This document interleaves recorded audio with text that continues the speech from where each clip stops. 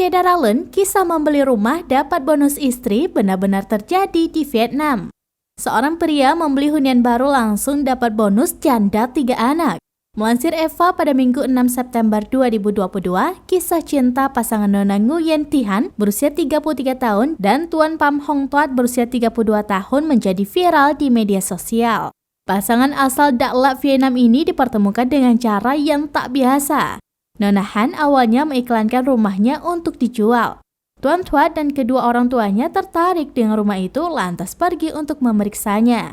Namun siapa sangka Han dan Tuat justru berjodoh lantas menikah.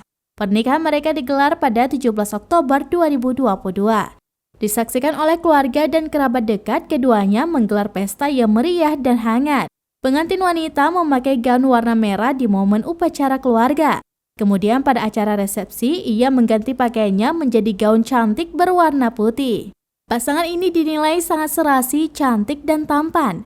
Berbagi kehidupan setelah menikah, Han dan Tuat tidak dapat menyembunyikan kebahagiaannya.